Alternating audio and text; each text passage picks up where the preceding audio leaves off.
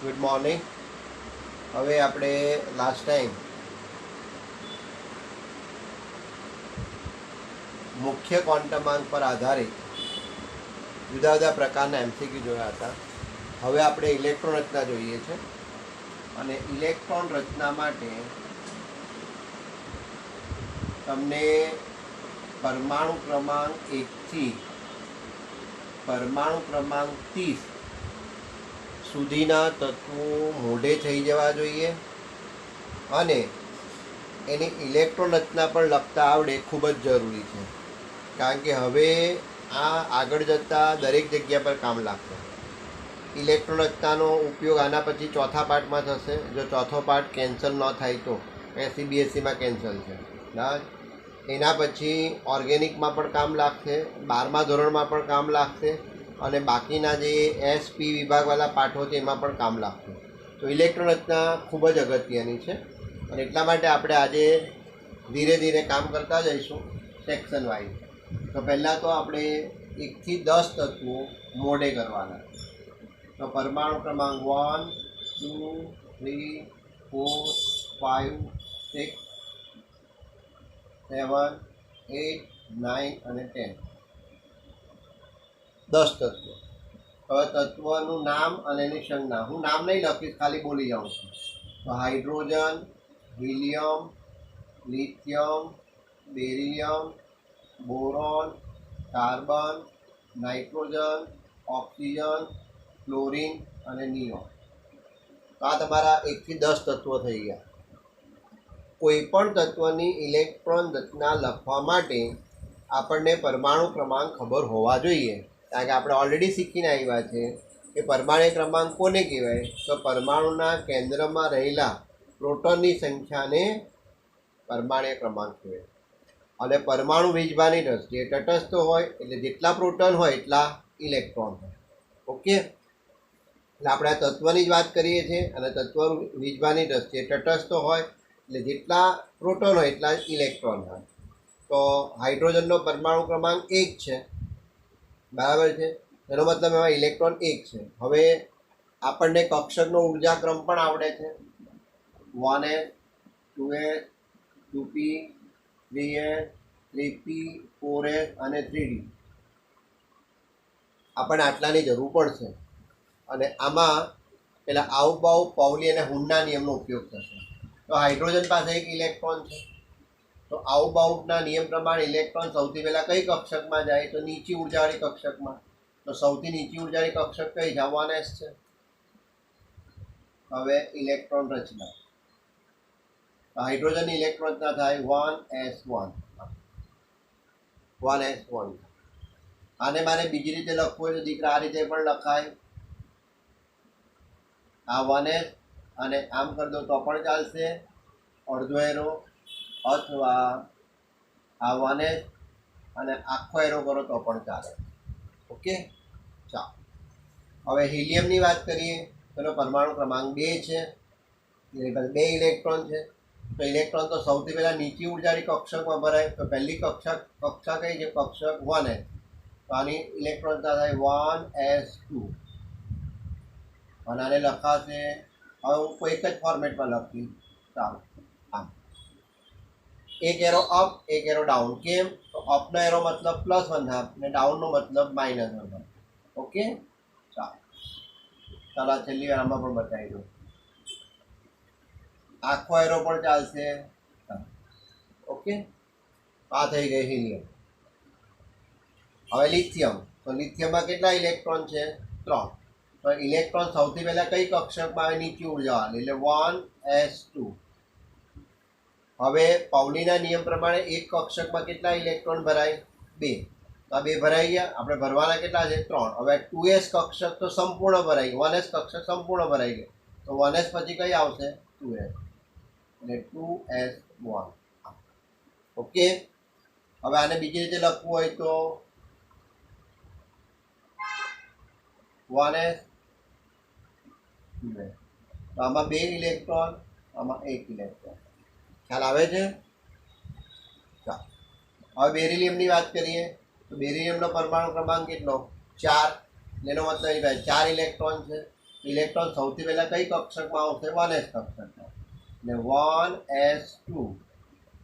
એટલે હવે એક કક્ષકમાં 2 ઇલેક્ટ્રોન ભરાય, બરાબર છે. એટલે પાઉલીના નિયમ પ્રમાણે હવે બાકીના ઇલેક્ટ્રોન ક્યાં જાય? એના પછીના. તો 1s પછી કઈ કક્ષક આવે? 2s. તો 4માંથી 2 ભરાઈ ગયા, હજુ કેટલા બાકી છે? 2. એટલે 2 અહીં આવી ગયા. અને બીજી રીતે લખીએ તો આ 1s આ 2s. હવે તમે કેવું કે સાહેબ આ ઇલેક્ટ્રોન રચના આ ઇલેક્ટ્રોન રચનામાં શું ફરક?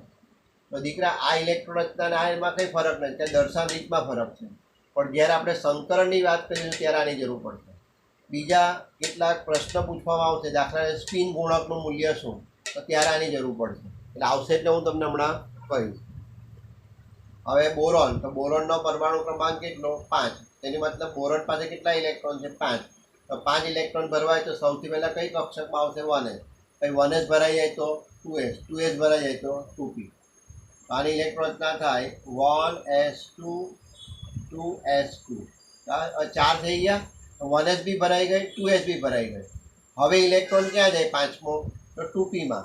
હવે 2p 1 તમે લખો તો તમારા મગજમાં બેસશે જ નહીં, કારણ કે પી કક્ષક કેટલી હોય? 3 હોય. એટલે લખવું પડશે px py અને pz. આ 1 આ 0 અને આ 0. આ રીતે ખ્યાલ આવે છે? એટલે હવે આની ઇલેક્ટ્રોન રચના લખવી હશે તો બીજી રીતે આ 1s આ 2s આ 3 2p. તો આમાં 2 આવી ગયા, 3 4 અને 5. આમ હવે જરૂર પડે આપણને. તો જોઈ લો, તમને પૂછાય કે બોરોનમાં અયુગ્મિત ઇલેક્ટ્રોન કેટલા? તો 1. જે સિંગલ હોય ને એને અયુગ્મિત કહેવાય. આને અયુગ્મિત કહેવાય. અને જો ડબલ હોય આ રીતે એને યુગ્મિત ઇલેક્ટ્રોન કહેવાય. અને આગળ જતાં તમને આની જરૂર પડશે. લુઈસ બિંદુ રચનામાં જરૂર પડશે, ચોથા પાઠમાં જરૂર પડશે, એસપી વિભાગમાં જરૂર પડશે, અને 12મા ધોરણનો પણ આ પાયો છે. એટલે તમને આવડતી હોવી જોઈએ આ ઇલેક્ટ્રોન. ઓકે, ચાલો હવે આપણે વાત કરીએ કાર્બનની. તો કાર્બનનો પરમાણુ ક્રમાંક કેટલો? 6. તેની ઇલેક્ટ્રોન રચના શું થાય? તો ભાઈ 1s2 2s2. 2 આમાં ગયા, 2 આમાં ગયા, 4 થઈ ગયા. હવે જોજો, તો હવે હુનના નિયમનું પાલન થાય. હવે ઇલેક્ટ્રોન ક્યાં જાય? તો તમે કહો સાહેબ 1s ભરાઈ ગઈ, 2s ભરાઈ ગઈ, 2pમાં જાય. હવે 2p તો p કક્ષક 3 હોય એટલે હવે આ 4 થઈ ગયા ને. તો હુનના નિયમ પ્રમાણે ઇલેક્ટ્રોન વધુમાં વધુ અયુગ્મિત રહેવાનું અને એની સ્પિન સમાંતર રીતે ભરાશે. તો 4 થઈ ગયા. તો 5 અને 6 અને આ ખાલી રહેશે. એટલે આમાં લખાય 1, આમાં લખાય 1 અને આ 0. હા, આની ઇલેક્ટ્રોન બીજી રીતે લખીએ તો આ 1s આ 2s અને આ 2p 2px. આ 1 આ 2 આ 3 આ 4 આ 5 અને આ 6. અને જ્યારે તમે આવું બ્લોક લખો બ્લોકમાં ત્યારે આ આપોઆપ સમજી જવાનું કે આ px આ py અને pz છે. આવી. ઓકે, તો તમને હમણાં બોર્ડની એક્ઝામમાં સવાલ પૂછ્યા છે. 25 માર્કની યુનિટ ટેસ્ટ લીધેલી ને તેમાં પાઉલી અને હુનનો નિયમ સમજાવો. તો તમારે આ રીતે સમજાવવું પડે કે ભાઈ કાર્બન, કોઈ બી ઉદાહરણ લઈ શકો છો. કાર્બનનો પરમાણુ ક્રમાંક 6 છે, એનો મતલબ 6 ઇલેક્ટ્રોન છે. તો પહેલાં 2 ઇલેક્ટ્રોન 1s કક્ષકમાં જશે, કારણ કે પાઉલીના નિયમ પ્રમાણે એક કક્ષકમાં વધુમાં વધુ 2 ઇલેક્ટ્રોન આવશે. પછી ઇલેક્ટ્રોન ક્યાં જશે? તો 2sમાં. તો 2s કક્ષક પણ એક જ છે એટલે એમાં 2 ઇલેક્ટ્રોન સમાશે. એટલે 6માંથી કેટલા થઈ ગયા? 4. હવે પી કક્ષક 3 હોય તો હુનના નિયમ પ્રમાણે પી કક્ષક ઉર્જાની દ્રષ્ટિએ સરખી હોય એટલે 5મો અહીં આવશે, 6ઠ્ઠો અહીં આવશે અને આ ખાલી રહેશે. આ રીતે. હવે 7મું નાઇટ્રોજન માટે. 1s2 2s2 2px 2py અને 2pz. તો 4 થઈ ગયા. તો 5 6 અને 7 આ રીતે ગોઠવાશે. અને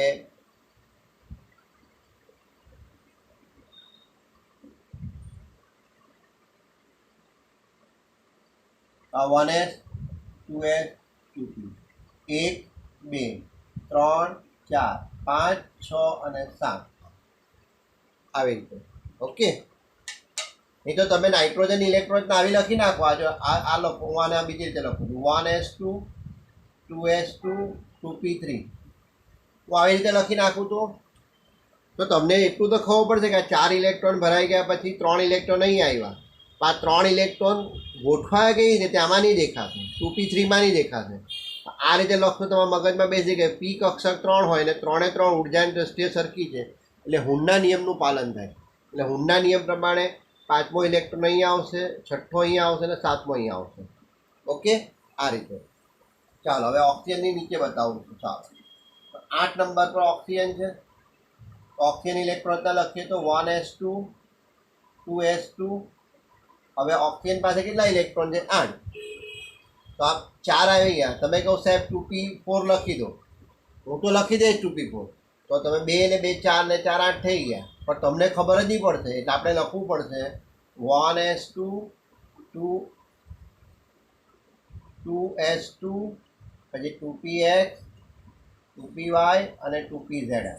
તો 4 5 6 7 ને 8મો પાછો અહીંયા આવશે એટલે 2px2 થઈ ગયા. અને જ્યારે તમે આ રીતે લખતા જશો ને ત્યારે તમને ખબર પડશે કે આ 2p કક્ષકમાં 4 ઇલેક્ટ્રોન આવ્યા. તો 4 કઈ રીતે આવ્યા? આ રીતે. હવે આ રીતે ઇલેક્ટ્રોન હતા લખીએ તો 1s 2s 2p. તો આ 1 આ 2 આ 3 આ 4 આ 5 આ 6 આ 7 ને પછી 8મો અહીંયા આવશે. આ રીતે જ ભરાશે. આ હુનનો નિયમ કહેવાય. ઓકે, સમજ પડે છે? તો 9 અને 10 બતાવું છું પણ આટલું પહેલાં જોઈ લો. ચાલો, દેખાય છે? તો પહેલાં તો 1 થી 10 તત્વો મોડે કરી નાખવાના. Hydrogen, helium, lithium, beryllium, boron, carbon, nitrogen, oxygen, fluorine અને નિયોન. આ ફ્લોરિન અને નિયોનની ઇલેક્ટ્રોનને બતાવું છું. અત્યારે મારું પેજ ભરાઈ ગયું છે. તો આ ઇલેક્ટ્રોન ભરવા માટે 3 નિયમનો ઉપયોગ થાય: આવભાવ, પૌલી અને હુન. આવભાવ એવું કહે છે ઇલેક્ટ્રોન હંમેશા નીચી ઉર્જાની કક્ષકમાં દાખલ થાય એટલે 1sમાં આવશે. પછી એ ક્રમશઃ ઊંચી ઉર્જાની કક્ષકમાં જાય એટલે આ ભરાઈ જાય તો 2sમાં, 2s ભરાઈ જાય તો 2pમાં, 2p ભરાઈ જાય તો 3sમાં, 3p ભરાઈ જાય તો 3pમાં, 3p ભરાઈ જાય તો 4sમાં, 4s ભરાઈ જાય તો 3dમાં. હવે તમને એ ખબર રહેવું છે, તમે ભૂલી જાઓ છો કે s કક્ષક એક જ હોય એટલે એમાં 2 જ ઇલેક્ટ્રોન ભરાય. p કક્ષક 3 હોય તો આ 1 2 ને 3 તો 3 દુ 6. બરાબર છે? 6 ભરાઈ જાય એટલે p કક્ષક ભરાઈ ગઈ એટલે એના પછી જે કક્ષક હોય એમાં ભરાશે. બરાબર. ડી કક્ષક હોય તો ડી કક્ષક 5 હોય તો 5 દુ 10. 10 ઇલેક્ટ્રોન ડી કક્ષકમાં આવી ગયા પછી 11માં આવે જ નહીં. હવે 11મો ઇલેક્ટ્રોન હોય તો એના પછીની કક્ષકમાં જશે. આ રીતે ભરાશે. સમજ પડી દીકરા? તો આ બંને પ્રકારની ઇલેક્ટ્રોન તમને આવડતી હોવી જોઈએ. ક્લિયર? ચાલો હવે બાકીનાની બતાવી દઈએ.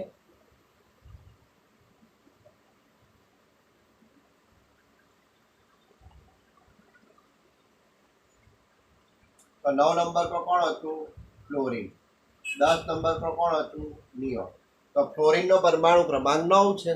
તેનો મતલબ 9 ઇલેક્ટ્રોન છે. તો કેવી રીતે ભરાશે? તો ભાઈ 1s2 2s2 પછી 2p. તો તમે કહો 4 નેક્સ્ટ 5 લખી દો. હું તો લખી દઈશ ભાઈ.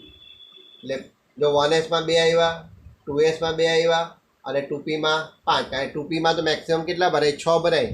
આપણે તો 5 જ ભરવાના તો થઈ ગયા 9. પણ પછી તમને ખબર નહીં પડશે દીકરા, એટલે તમારે ખરેખર લખવું પડે 1s2 2s2 2px 2py અને 2pz. તો 4 5 6 7 8 અને 9 એટલે 2px2 2py2 અને 2pzy. આવી ઇલેક્ટ્રોન થાય. પછી આપણે બ્લોક વાળી લખીએ તો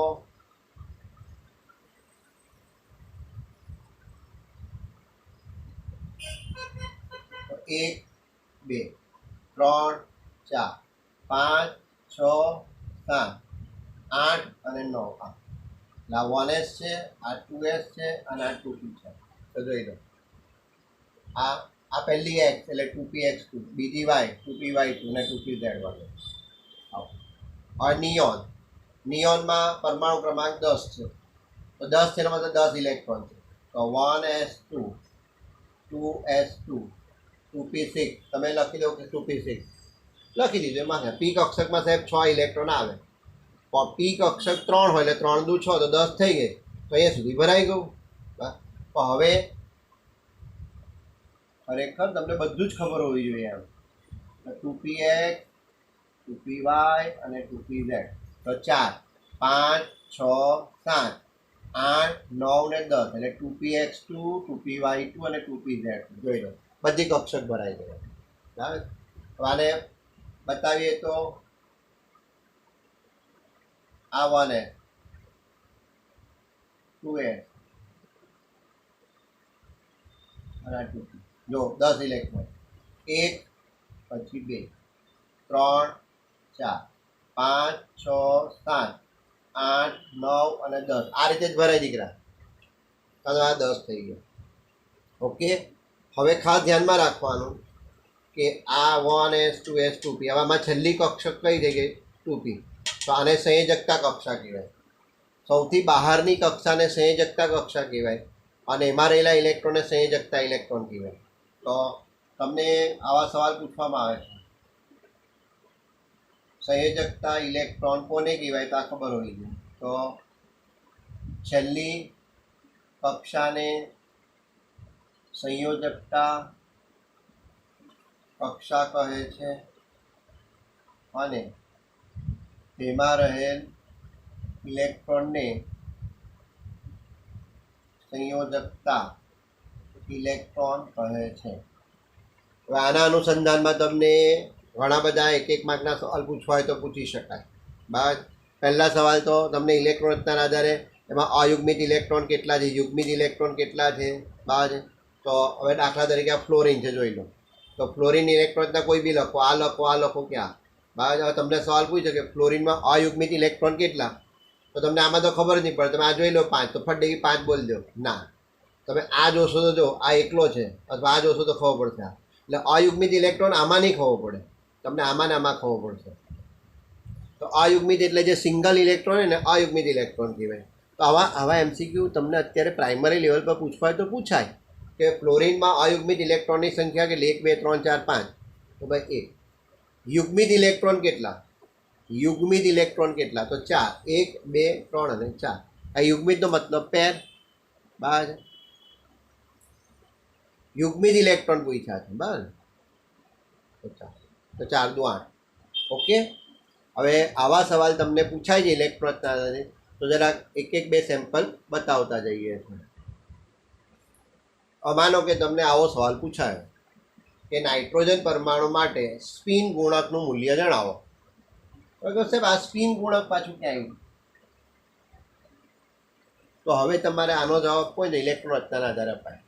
બરાબર. તો પહેલાં નાઇટ્રોજનનો પરમાણુ ક્રમાંક યાદ કરો.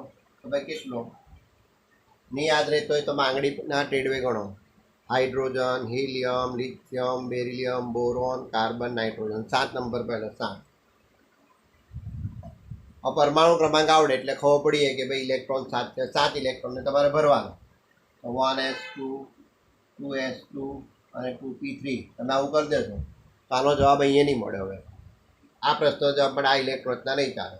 તમને ઇલેક્ટ્રોન રચના આવડતી હોય 1s2 2s2 2px 2py 2pz. તો 4 5 6 ને 7. અથવા તમે આજે ઇલેક્ટ્રોન રચના લખો છો ત્યાં આ પણ કહેવાય એમ 1 2 3 4 5 6 7. તો સ્પિન ગુણકનું મૂલ્ય એટલે સ્પિન ક્વોન્ટમાર્કનું મૂલ્ય પૂછે છે. એટલે તમારે અયુગ્મિત ઇલેક્ટ્રોન શોધવાના. સ્પિન ગુણકનું મૂલ્ય શોધવું હોય એટલે તમારે અયુગ્મિત ઇલેક્ટ્રોન શોધવાના. અયુગ્મિત ઇલેક્ટ્રોન શોધવાના. તો જો આ તો યુગ્મિત છે, આ પણ યુગ્મિત છે, તો અયુગ્મિત ઇલેક્ટ્રોન કેટલા છે ભાઈ? 3. હવે આપણે અપ એરો કરીએ તેનો મતલબ શું થાય? +1/2. તો 3 ગુણ્યા 1/2. તો 3 ગુણ્યા 1/2 એટલે 3/2 1.5. હા, એમાં પણ નહીં સમજ પડે તો જો આ એક એટલે 1/2, આ બીજો એટલે 1/2, આ ત્રીજો એટલે 1/2. 1/2 1/2 1/2 કેટલી વાર આવ્યા? 3 વાર. 3/2 એટલે 1.5. હા, અને સ્પિન ગુણકનું મૂલ્ય કહેવાય. ઓકે, ખ્યાલ આવે છે? ક્લિયર? હવે આ જ સવાલ તમને ફ્લોરિન માટે પણ પૂછાય. ક્લોરીન માટે સ્પિન ગુણકનું મૂલ્ય ગણો. હવે તમને આવું પૂછી નાખે, એમસીક્યુ નહીં પૂછે, મૂલ્ય ગણો. ચાલો હવે એમસીક્યુ નથી પૂછ્યું, આવું પૂછ્યું તો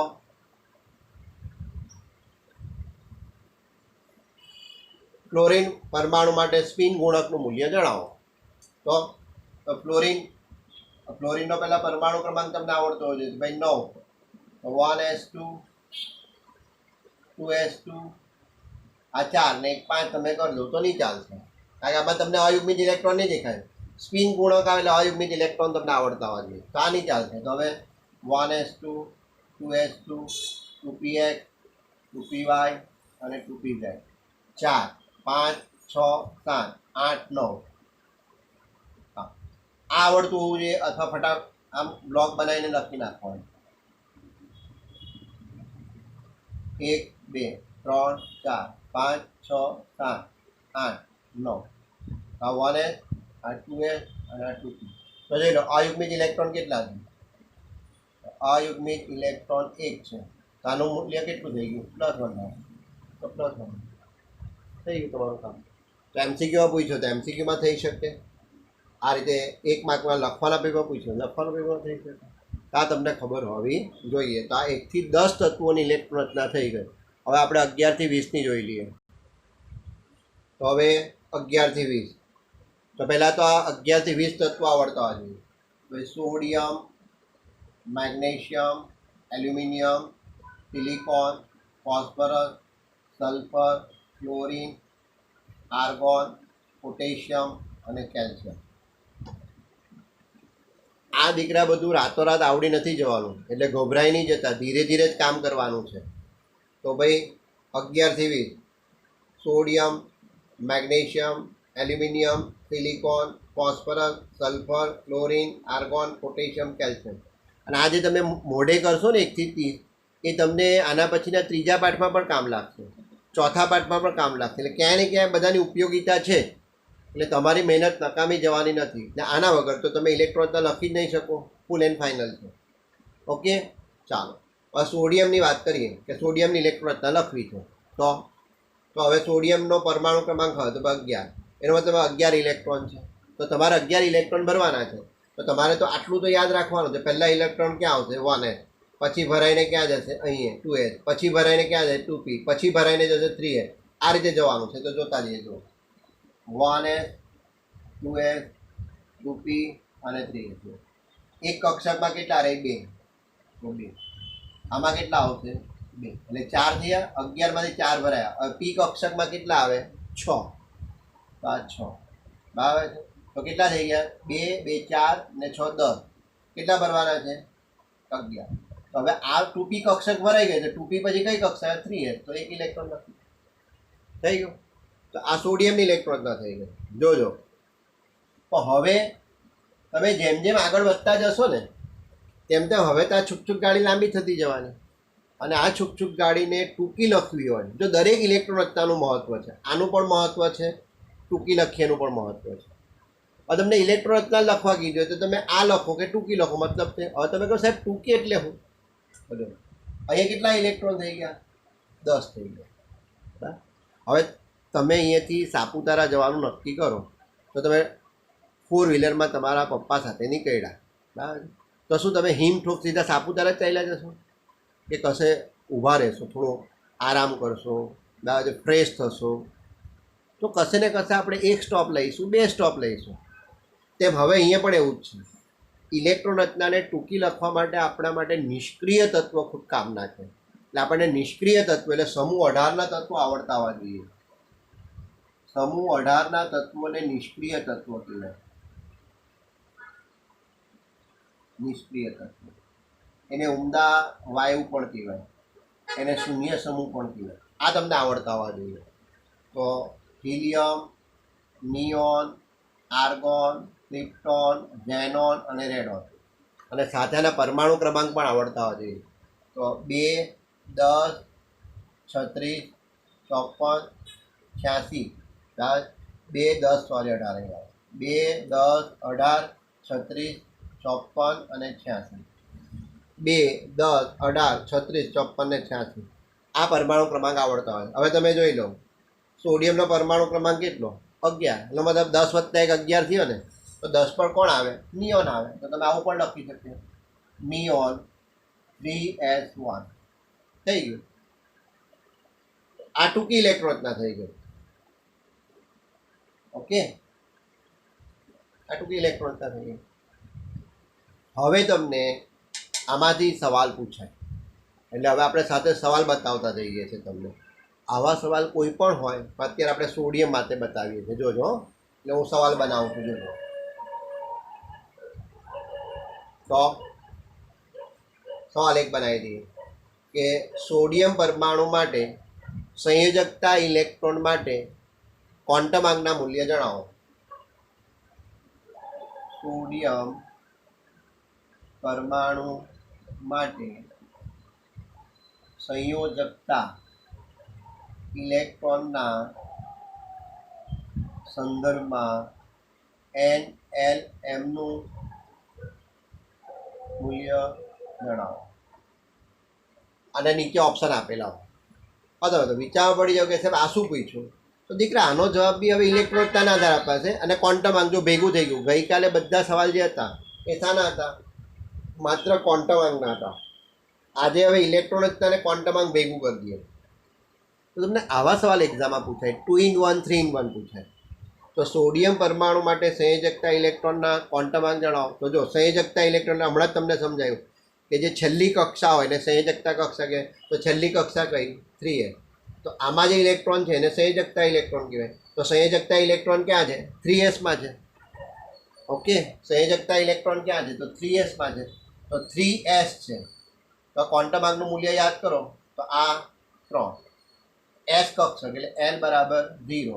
l બરાબર 0 હોય તો m બરાબર પણ 0. તમારો જવાબ આવી ગયો. અને જો સ્પિન ક્વોન્ટમ આંકનું પણ મૂલ્ય પૂછ્યું હશે તો +1 ના આવે. કારણ કે આને આપણે બીજી રીતે લખીએ, આપણે એરો તો આમ જ કરવાના છે, આ 3s. તો અપ એરોનો મતલબ +1 આવે. ખ્યાલ આવે? હવે આ જ સવાલને ઉલટાઈ નાખું, બરાબર છે? તો હવે હું એવું પણ પૂછી શકું કે સંયોજકતા ઇલેક્ટ્રોન માટે કયો ક્વોન્ટમ આંકનો સેટ ખોટો છે, એવું બી પૂછી શકું. બરાબર છે? તો હવે અહીંયા જો -1 લખી દે તો ખોટું થઈ જાય. એટલે આવા બધા પ્રશ્નો પૂછાય. ગઈકાલે આપણે જોયેલા હતા ને, હવે એવા જ પ્રશ્ન પૂછાય. તો ઇલેક્ટ્રોનના જો નિયોન 3s1, તો એ -1 નહીં આવે, +1 જ આવે. આ ક્વોન્ટમ આંકનો સેટ થઈ ગયો. હવે આવા સવાલ આ બધા માટે જ પૂછાશે, બધા માટે. સ્પિન ગુણકનું મૂલ્ય જણાવો, સંયોજકતા ઇલેક્ટ્રોન માટે ક્વોન્ટમ આંકના મૂલ્ય જણાવો. આવા સવાલ બધા માટે પૂછાશે. ઓકે, સમજ પડી? ચાલો, હવે આ બધાની ઇલેક્ટ્રોનતા લખવી તો કેટલી સહેલી. હવે આ તો જો આ 2p6, તો જો 1s2 2s2 2p6 10 થઈ ગયા, 11 ને 12 એટલે 3s2. તો હવે આની ટૂંકી ઇલેક્ટ્રોન નિયોન 3s2, 10 ને 2 12 થઈ ગયા. તો 3s બી ભરાઈ ગયા. અહીંયા જો 1s 2s 2p 3s બી. હવે 3s 12 પછી ઇલેક્ટ્રોન ક્યાં જવાના? તો 3pમાં. અને 3pમાં કેટલા ઇલેક્ટ્રોન ભરાશે? મેક્સિમમ 6. તો હવે જોઈ લો આ બધાની ઇલેક્ટ્રોન હવે આ જો કેટલું વધતું જાય છે. 1s2 2s2 2p6 3s2, હવે 3p1 એટલે કેટલા થઈ ગયા? 13 થઈ ગયા. જોઈ લો, તો નિયોન 3s2 3p1. ઓકે, હવે 3p1 નો મતલબ 3px 3py 0 અને 3pz 0 આમ થાય. ખ્યાલ આવે છે? ઓકે, તો આ બધાની ઇલેક્ટ્રોન હું લખી નાખું છું, જોઈ લેજો. હવે આટલો પોર્શન તો બધામાં આવ્યા જ કરવાનો. પછી હવે 3p5 3p6 જોજો. હવે નિયોન 3s2 3p5 એટલે 10 12 ને 5 17 17 એટલે કોણ? ક્લોરીન. નિયોન 3s2 3p6 10 ને 12 ને 6 18 થઈ ગઈ. તો પી કક્ષક તો ભરાઈ ગયો. આટલું તમે જરાક લખી દેતા, હું લખી દઉં. 1s2 2s2 2p6 3s2 1s2 2s2 2p6 3s2 થઈ ગયું. આવું તો આ તો આગળ ગયા. હવે 3p કક્ષક ભરાઈ ગઈ, જોઈ લો. 3p કક્ષક ભરાઈ ગઈ. કેટલા થયા? 2 4 6 10 12 ને 6 18 તો અહીંયા સુધી 18. હવે પી કક્ષક ભરાઈ ગઈ, કઈ 3p ભરાઈ ગઈ, તો ઇલેક્ટ્રોન ક્યાં જાય? 4s માં. પછી ક્યાં જાય? 3d માં. ઓકે, તો હવે જરાક જોઈ લો. તો જો પી કક્ષક ભરાઈ ગઈ છે 3p, તો અહીંયા સુધી 18. તો 18 પછી 19માં ઇલેક્ટ્રોન ક્યાં જાય? તો 4s માં. પછી કેલ્શિયમ એટલે 20, તો 18, 19 ને 20 અહીંયા ભરાઈ ગયા. હવે અહીંયા જો, અહીંયા શું આવ્યા? તો 18 પછી, તો 18 પર કોણ આવે? આર્ગોન. તો આ લોકોની ટૂંકી ઇલેક્ટ્રોન રચના લખવી હોય તો argon 4s1, argon 4s2. Okay, ખ્યાલ આવે છે? તો આ ઇલેક્ટ્રોન રચનાનું પણ મહત્વ છે, આ ઇલેક્ટ્રોન રચનાનું પણ મહત્વ છે. ને હવે આના અનુસંધાનમાં જે કંઈ પણ પ્રશ્ન પૂછાશે એની આપણે નેક્સ્ટ ટાઈમ વાત કરીએ, કારણ કે હવે વિડીયો 30 મિનિટ ઉપર જાય છે એટલે પાછો કટ થઈ જશે આપોઆપ. એટલે હવે આપણે આના બેઝ ઉપર જે ઇલેક્ટ્રોન રચનાના સવાલ પૂછાય છે એ આપણે નેક્સ્ટ ટાઈમે જોઈ લઈશું. ક્લિયર? સમજાય છે? ફરી પાછું કહું છું, અત્યારે બોર્ડ ઉપર 11 થી 20 તત્વોની ઇલેક્ટ્રોન રચના લખેલી છે. એક એક કક્ષક જેમ જેમ ભરાતા ગઈ, 1s પછી 2s, 2s પછી 2p, 3s, 3p, 4s, 3d, આ રીતે. હવે બધી ઇલેક્ટ્રોન રચનાનું મહત્વ છે. આ ઇલેક્ટ્રોન રચના પણ મહત્વની છે, આ ઇલેક્ટ્રોન રચના પણ મહત્વની છે. જ્યારે જરૂર પડે ત્યારે કોઈ પણ ઇલેક્ટ્રોન રચના લખતા આપણને આવડતી હોવી જોઈએ.